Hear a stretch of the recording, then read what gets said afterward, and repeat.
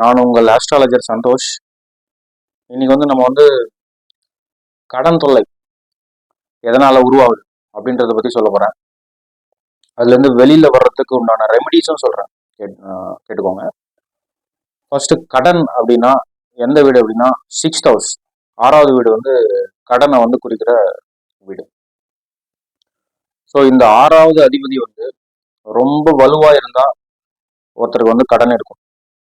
அதே மாதிரி இந்த ஆறாவது அதிபதி 2வது வீட்டுல இருந்தார் அப்படின்னா கடன் வாங்கியே ஜீவனம் பண்ணக்கூடிய ஒரு சுச்சுவேஷன் உருவாயிடும். இது ரொம்ப ரிஸ்கான ஒரு விஷயம். அதே மாதிரி இந்த ஆறாவது அதிபதி பாத்தீங்கன்னா 4வது வீட்டுல உட்கார்றாரு, இல்ல 4th லார்டு 6th ஹவுஸ்ல இருந்துச்சு அப்படின்னா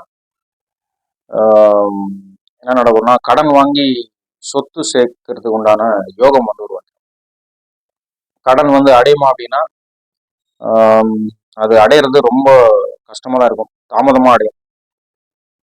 நெக்ஸ்ட் இந்த 6வது வீட்டு அதிபதி 7வது வீட்டுல இருக்காரு, இல்ல 7வது வீட்டு அதிபதி 6வது வீட்டுல இருக்காரு அப்படின்னா கல்யாணம் பண்றதுக்கு கடன் வாங்கி பண்றக்கூடிய அமைப்பு உருவாயிடும். இது அந்த மாதிரி ஆயிடும். அதே மாதிரி கல்யாணத்துக்கு அப்புறம் அந்த கடன் அடைக்கிறதுக்கு ரொம்ப சிரமப்படுற அமைப்பு ஆயிடும். அந்த மாதிரி சுச்சுவேஷன்ஸ் உருவாயிடும். நெக்ஸ்ட் பாத்தீங்கன்னா 3ல குரு, லக்னத்துல இருந்து 3வது வீட்டுல குரு இருக்கிறாரு அப்படின்னா கடன் ரொம்ப அதிகமாயிட்டு ஊரை விட்டு ஓடிடுற நிலைமை ஆயிடும். இது ஒரு அமைப்பு.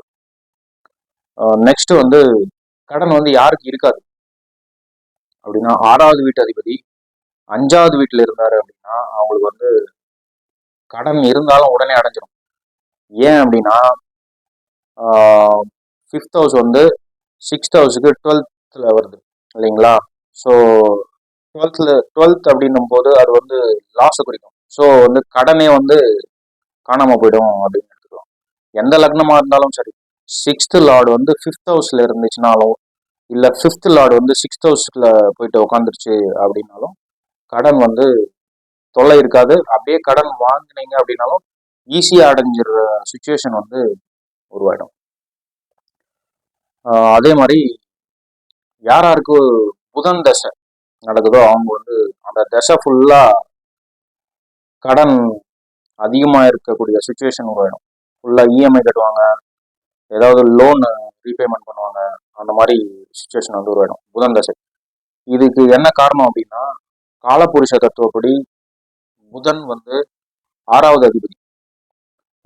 அதனால புதன் தசை நடக்கும்போது அது கடன்கார திசை அப்படின்னே சொல்லுவாங்க.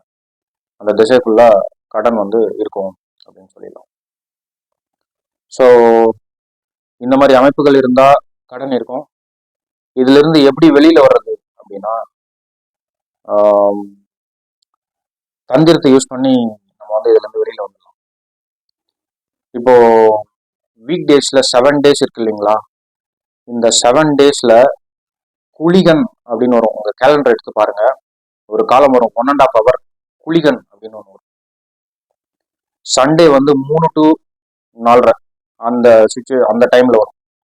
நெக்ஸ்ட் மண்டே நான் சொல்றது மதியானம், சண்டே 3 to 4:30.